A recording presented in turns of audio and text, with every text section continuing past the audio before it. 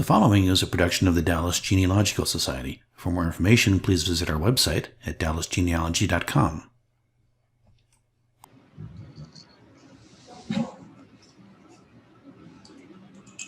Jim, thank you for those articles. Those are a treasure trove.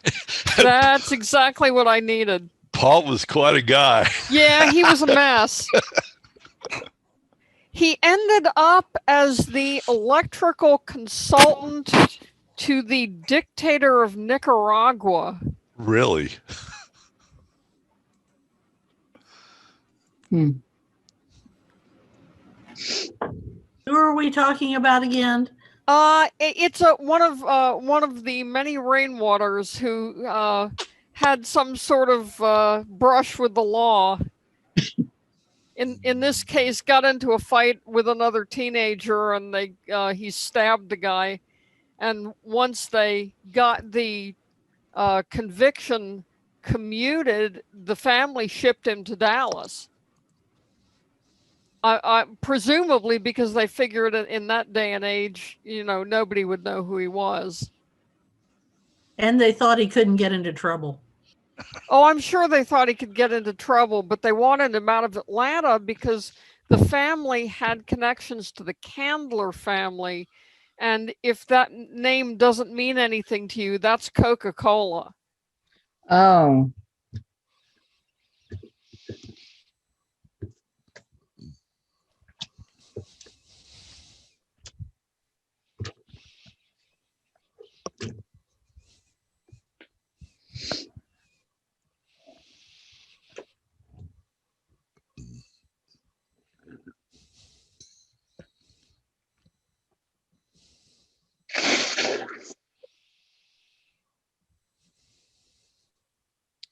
Oh, Susan. Yes. I got my DVR to work last night. Excellent. I unplugged the HDMI from the back and plugged it back in, and I unplugged from the socket. Excellent. So FYI, if you guys have trouble with your Sony, that may be the way to fix it. Yeah, and it's actually a year and a half old, not just a year. So even so, they ought to work longer than that. Yeah.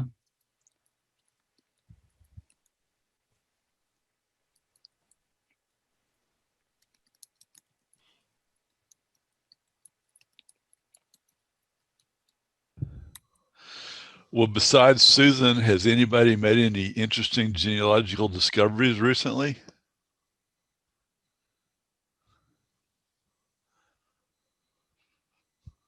That sounds like a no.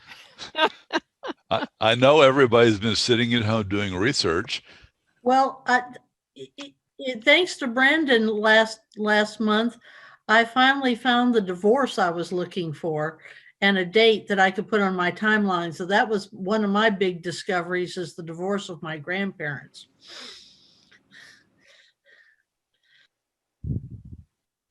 I discovered that Family Search really screwed up the indexing for my hometown court records and all the naturalizations and stuff. They've got a lot of pointers that aren't correct and indexes that aren't correct. They indexed my town records with another town, and I'm trying to. Is that fixable? I'm trying to figure it all out. Then I'm going to send it to my hometown, and they can, the people that, where it was recorded was in Geneva, Illinois, and they may be able to submit, hey, you screwed this up. So I'm going to let the Library and Historical Society try to fix it. Yeah, I do that all the time with Ancestry. Submit hey, you've got this census record hooked onto the wrong county, but I never know whether they fix it. Jim, I did find something interesting about my dad that I didn't know. Mark and I were listening to an Audible book not too long ago. It's a book by Jim Dent called 12 Mighty Orphans. It's about the Masonic homeboys that played football from like 32. Well, the book was 32 to 1940-ish. in Fort Worth. And it seems like Richard is familiar with the Masonic Homeboys. But anyway, one of the chapters in the book they were talking about was this phenomenal season. And by the way, the movie's going to hopefully, the movie's been made, but it's in the can right now, waiting to be released. Yes, right. And anyway, when we were listening to the story on Audible, it got to the 1940 season and they were undefeated in the state of Texas in Class A. Well, they had a big game come up, district game in Fort Worth. They played the North Side High School Steers. And I thought, that's about the time my dad was there. And so I kept thinking and thinking. So they went on and talked about this game. It was in October of 40. 14,000 people in Fort Worth came to see that game in 1940. And it was probably the biggest game in the state. Well, my dad played in that game. Oh my goodness. And, they ended up, both Northside and the Masonic Home guys were undefeated going into the game. Well, they beat Northside High School, which is where my dad was and played in that game. I found an article in the Fort Worth paper through mynewspapers.com, and my dad's name was featured in the article for the write-up for the game. He dropped the ball in the end zone, which would have kept the Steers into the game. He dropped the ball, and they pointed at him out by his name, you know. So it was like, no wonder my dad never talked about the Masonic Homeboys, though. Oh my goodness. Well, that's an interesting story. There was a PBS has I think it's actually KERA that produced a story. Those are the Masonic. Is that the Masonic Home in Fort Worth? Yeah, Masonic Home and School. Yeah. Yes. And they did a show, a documentary on it that airs periodically. Well, there's a movie that's going to be released. They were going to release it this fall. Robert Duvall's in it, and Luke Owen is in it. But it'll probably be released in 2021 because the theaters were closed. So I'm really excited to see the game. The book was just phenomenal. Our current Grand Master is a graduate of the Masonic Home and School and actually played on their football team. Is that Dent, D-E-N-T, Mighty Dent? Oh, good. Yes, it's Dent. A family name to me. I'm gonna look it up. Jim Dent, D-E-N-T. You will be mesmerized. We just couldn't stop. It was such a great story. What's the name of the book again? I'm sorry, 12 Mighty Orphans. 12 Mighty Orphans.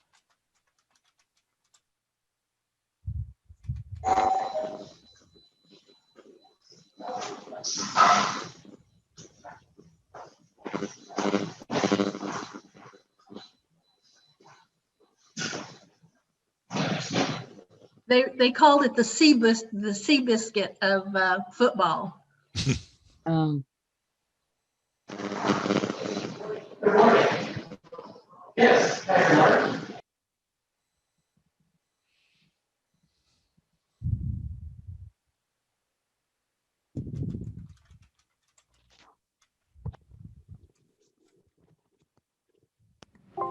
Anybody remember the author's name for 12 Mighty Orphans? Jim It's Dent. Jim Dent. Okay. Yeah.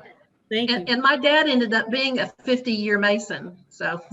Oh, okay. I think Jim Dent is a sports writer, and he's written a number of sports related books. Yeah, the name sounds familiar. Yeah. He's written a couple of things on the Cowboys, I think. Richard, try that again. You're breaking up quite a bit when you try to talk. Can you hear me? Yeah. Okay. So I just posted a URL in the chat window, which is a link to the presentation handout for today. So you should be able to click on that and view it. Note that the file name, though, is Dallas Afro-American. The title of the file is a little odd. I just downloaded it. Yeah, it's AFR space AM genealogy flyer. Yeah, but somehow it is the right file. That Yeah, shouldn't, it is the right file. that shouldn't be the name. That's not the name I gave it. That's what we're calling it this morning. Okay, that's fine. I don't know how that happened. As long as it works, that's what's important. That's right. Follow the link, pay no attention to the man behind the curtain. How do I get the side panel? Sorry, how do you get the what? So this side panel that has the link, how do I get it to appear? Go down to the bottom of your window next to your little share screen link and click on chat. Got it. Ah, excellent. Thank you. That toggles it in and out. Cheryl All right. Freeman, good morning. Well, a long time since we've seen you. Welcome. I've been here. I've just been quiet. Ah. I've been in the last couple of meetings. Good to be here. Good.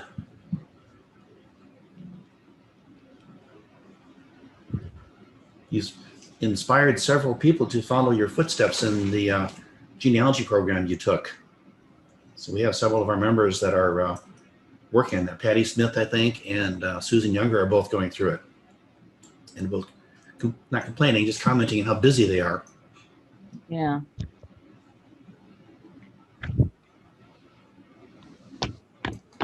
At the Boston University. Yeah, I think so. Yeah. Mm-hmm. Jim, will you watch for Orells for a minute? I just heard somebody ring my doorbell. I'm gonna go see. I probably got a package. Be right back. Okay.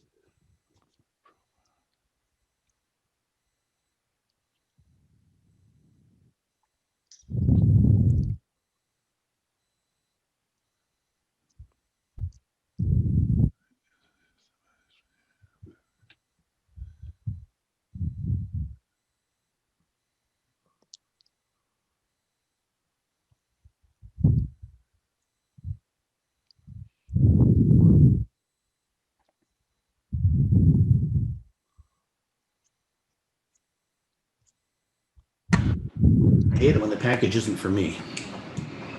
It's not. No. That's terrible.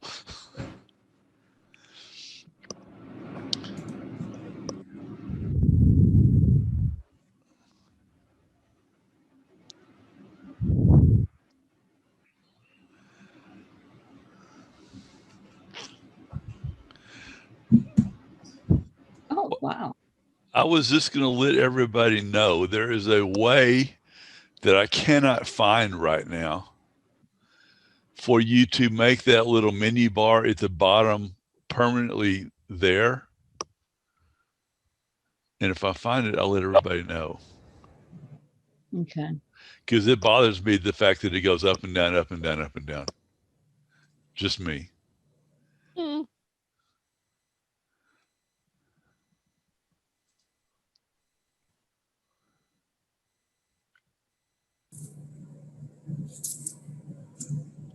Sometime it cuts off the bottom of if somebody's PowerPoint. Yeah. Sometimes that cuts off the bottom of that. I ran into that when I was taking a Swedish course.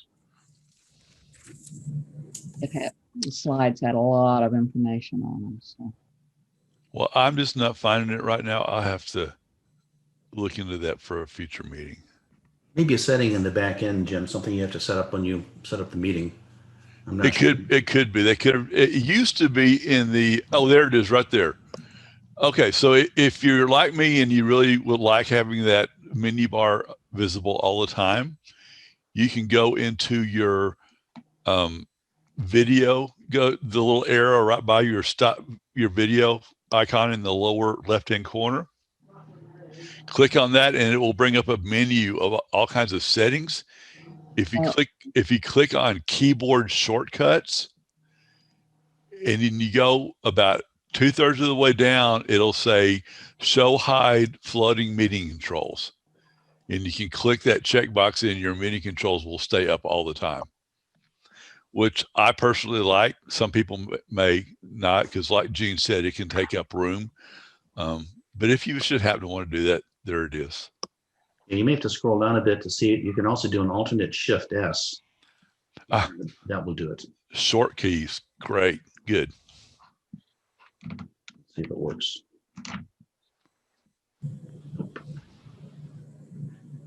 Wrong one.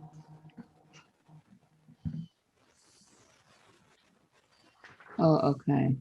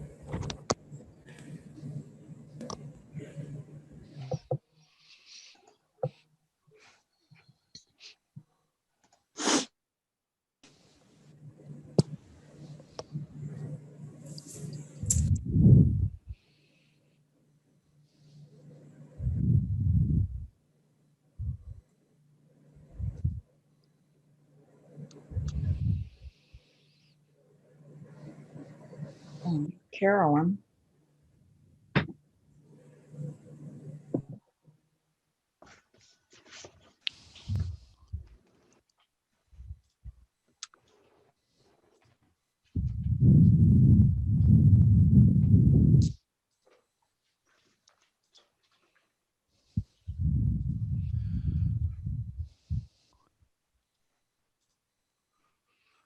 It's 11 o'clock, so let's go ahead and get started. My name is Jim Thornhill. I'm the Vice President of the Dallas Genealogical Society, and I want to welcome you all here and thank you for coming on behalf of the board and the members of our society. This is our general meeting for the December 5th, 2020. And I want to go ahead and let Tony Hanson, who is running our background for us, go. He has a poll to confirm whether or not we have a quorum for today, because we're going to need to vote on a couple of things. So you should see a poll up in front of you right now. If you could click whether or not you are a member of GGS, that would be great.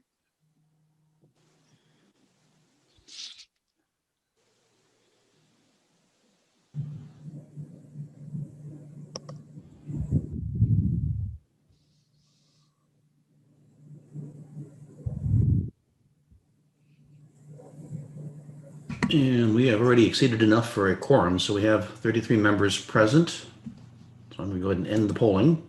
That sounds awesome. And there you can see that we have 33. Cool. Okay, so we do have a quorum for today's meeting. Our meeting minutes for this meeting and for every meeting are going to be posted on the event page for the meeting upcoming. So for example, for today's meeting, the November meetings were posted on that meeting page. So you are free to consult those anytime during the month that you would like to review and see if those are correct. Do we have any corrections to the minutes as they're posted right now?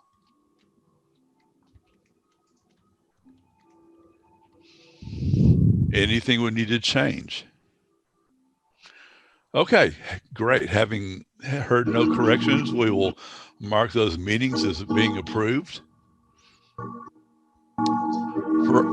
For our treasurer's report, we have had not had a lot of activity this month. This is our, we don't have any events or seminars going on. So it's been kind of slow, as you can see by the deposits and payments. But we've had total deposits of $2,038, which is probably memberships for the month. Payout of $364. Excuse me, Jim. Yes. Are you meant to be showing us the PowerPoint slide? Yeah, I'm seeing it. Are you see? My bad then. Okay. Is everybody seeing the PowerPoint? Yes. Cool. I can see it. Great. Good deal. So that gives us a total balance in checking of $24,806 and in savings $117,114. We need to submit to the membership our budget for approval for this year. And the next few slides will summarize the budget. And then after we go through the slides slowly, if you could look those over, and we'll take any questions you might have towards the end. The first thing many of you are going to notice is that our expenses for this year are $10,000 over our projected income. The reason for that is the board has decided to launch an initiative to rebrand DGS. Our current logo that we're now using has been in place since 1977. And really, we have not done anything as far as updating our marketing strategy or keeping up with the fact that we have a very robust digital presence now. And so the board thought that we needed to just do a total rebranding and total repositioning of our image. And this is, for us, this is a new experience that we're walking into very carefully. And so not having any experience and not knowing exactly what our expenses are going to be, we casted a wide net, so to speak, and projected $10,000 expenses for our rebranding effort. And so that's what that discrepancy entails. Sorry. So this is our projected income for the year, and I'll just leave that slide up for a few minutes for everybody, or a few seconds for everybody to look that over.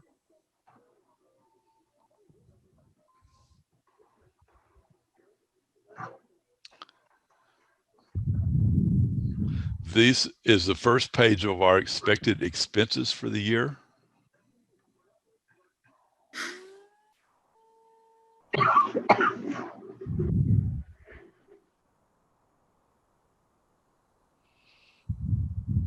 And there is another page of our expected expenses for the year.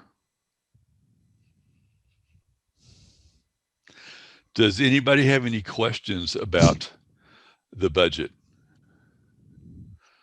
Any concerns or any kind of discussion we need to have?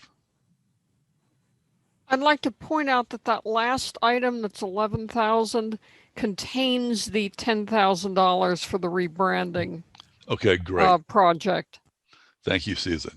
I have a question. What is the expected return or result from this expenditure and rebranding? What is the expectation? The expectation is that we're all of our seminars and our monthly meetings are being digitally broadcast. In other words, we have attendees from across the United States. Our logo was kind of old school looking, and we just thought, in our effort to attract new people and in a younger audience to our society, that we just needed to redo our image. And none of us are really experts on that, so we're going outside the organization or outside of at least our area of expertise to hire people and try to make sure we do a really, really professional job. So as far, can I add to that, Jim? Yes. This is Tony Hansen. Jim's kind of speaking from the position of blindness because he's not part of the committee that is doing the work.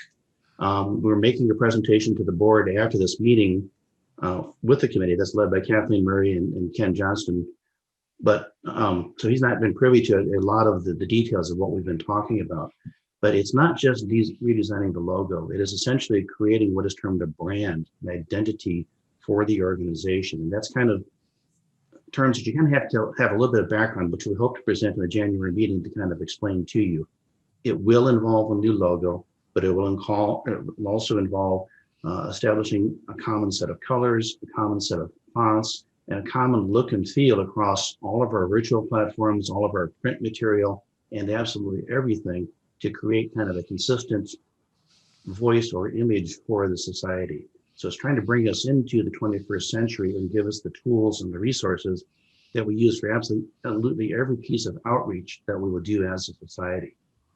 So, it's hard to say that that's going to pay us back directly, but it's going to pay us indirect dividends in terms of making us look like a more modern, more progressive organization, which we aspire to be. Okay.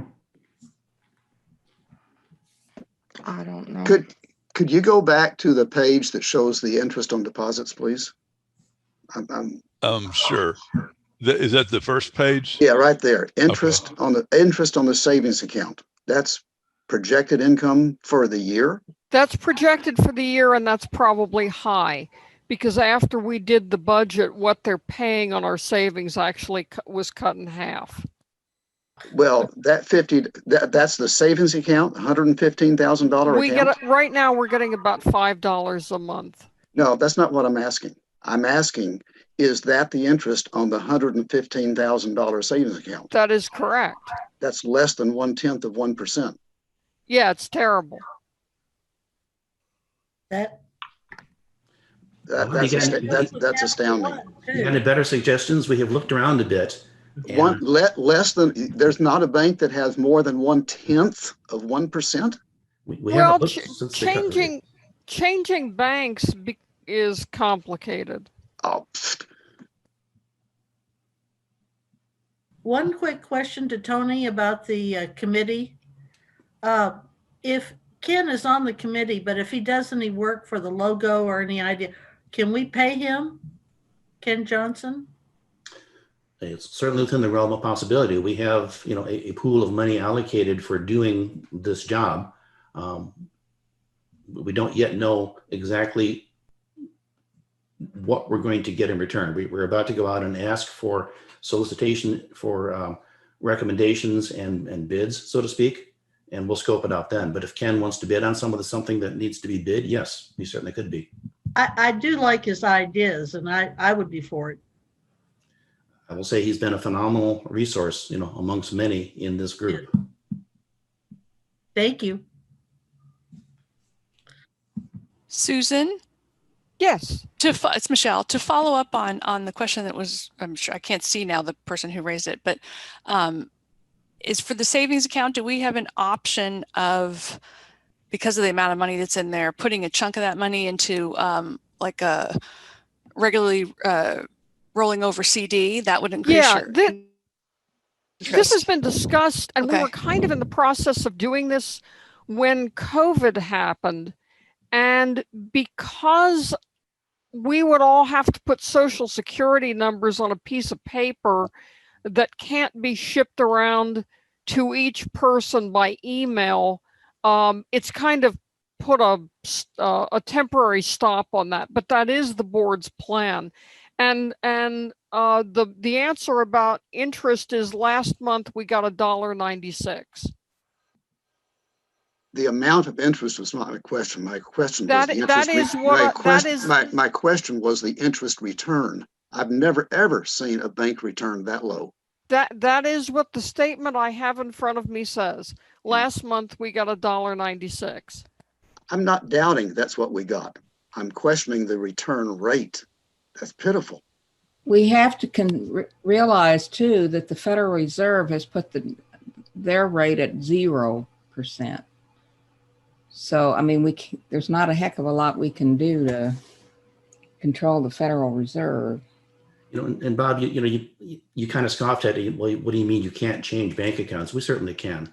It's not a non-trivial effort, but we certainly can do it. But as a board, we don't want to be doing that every 6 months because we're getting another, 0.5% or something in our savings account. There are other considerations there too.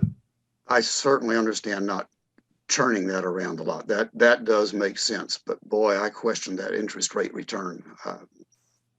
That's embarrassing. My experience recently with an organization for which I'm the treasurer and also my own personal account with a credit union is that interest rates have been dropping. And as I think Susan said, the Federal Reserve basically told the Dallas Teachers Credit Union that they don't have to pay interest on their regular accounts. So yeah, I'll just drop it. There's no interest in getting better return. I'll drop it. Thank you. No, there is an interest. It's just that with our being unable to meet in person, it makes it very difficult to do the paperwork for this, to get a better another account at, say, TD Ameritrade or Morgan Stanley or wherever we would be putting this. This is Nathan White. I don't want to open old wounds, but when I was treasurer for a couple of years, the president and I presented to the board a request to invest some of the funds in dividend yielding stocks. We proposed $80,000, which I will tell you today is worth $200,000. And I'm astounded to see that our total net worth is no more than about $120,000 or so, $117,000 in savings. We literally there was we've gained $120,000 for another organization that invested exactly the same amount on the very same day that the board turned this down several years ago. And with that, I won't say any more. I'm looking forward to the program today. Well, I really appreciate both of those comments, because I mean, that has given me a motivation to starting next year to look into this much more closely to see if we can invest some of those funds. Because I agree that I'm not happy with the $50 a month that we're getting, even though I think probably in our current situation there's not a lot we can do about it. But we will revisit that and make sure we're upholding our fiduciary responsibility as much as we possibly can.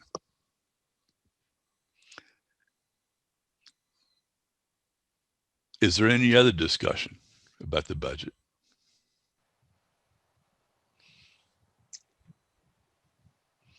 Okay, well, hearing no more discussion, can I get a motion that we approve the budget for this fiscal year?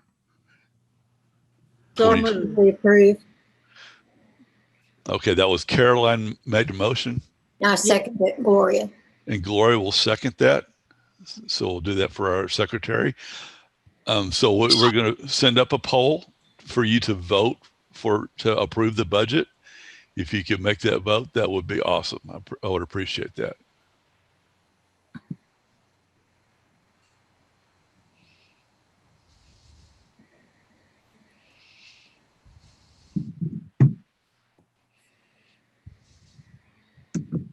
We're going to abstain, right? Yeah. Yes, you can if you would like. Mm-hmm. Okay, so it looks like we have 35 people voting in favor of the budget.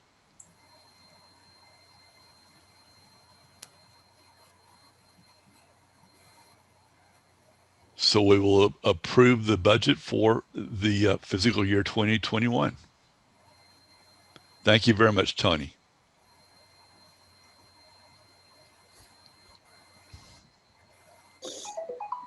So moving on to our special interest groups. We have a full slate of meetings for our special interest groups for this year.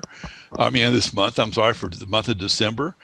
And if you would like to know the details or the specific times for those, if you could go to our website and just click on the events tab and then hover down to special interest groups. It will give you the information for all of those groups, so you can select which ones you might want to attend. They're all meeting virtually since the library is still closed. So you can attend any one of those or all of those from the comfort of your home. Other dates to remember, we have our virtual genealogy help desk, which goes on the 4th Tuesday of the month. This month it will be meeting on December 22nd. That's from 7 to 8 o'clock in the evening.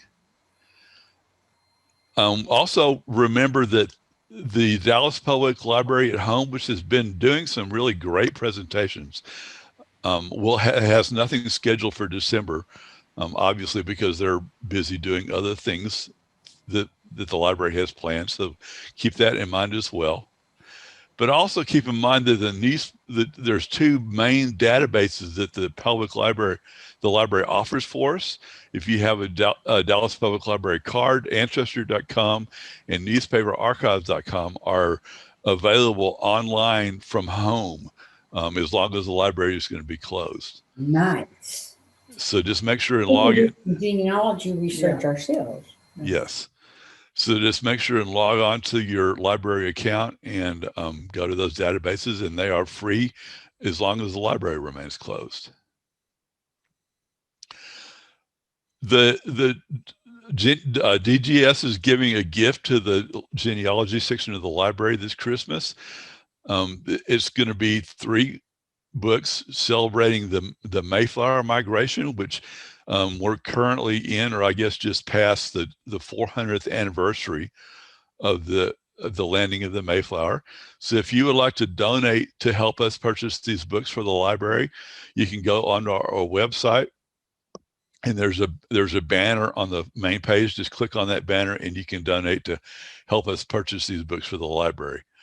I might also mention that for this fall, or before the pandemic hit, we had scheduled David Lambert, who is the chief genealogist for the New England Historical and Genealogical Society, to be our speaker. Well, we have rescheduled him for next fall, so he will be here for the 401st anniversary of the landing of the Mayflower. So you might want to keep that on your calendar as well.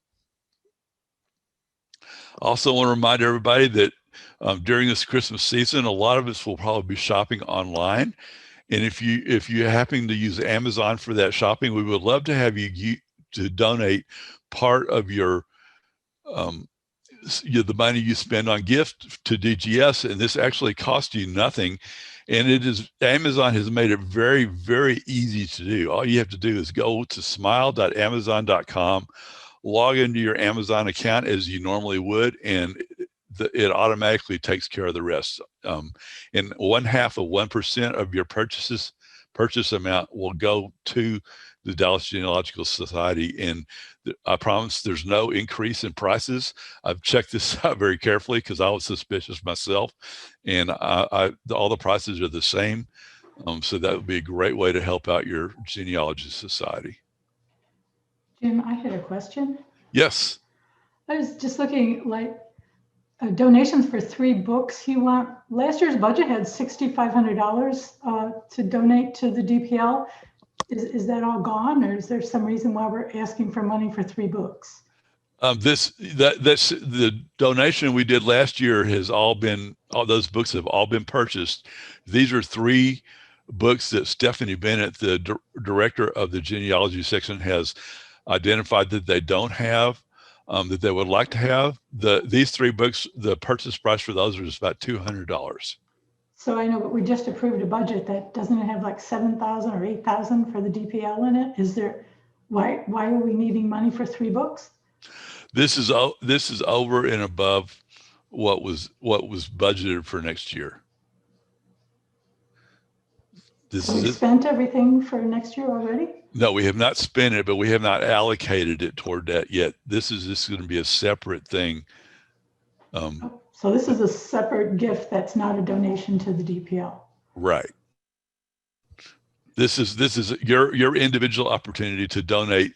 Instead of DGS donating or taking a portion of our money to donate to the library, this is your opportunity to individually have a part in purchasing these 3 books for the library. Oh, okay. I see. That's a different thing. Okay. Yeah. Yep.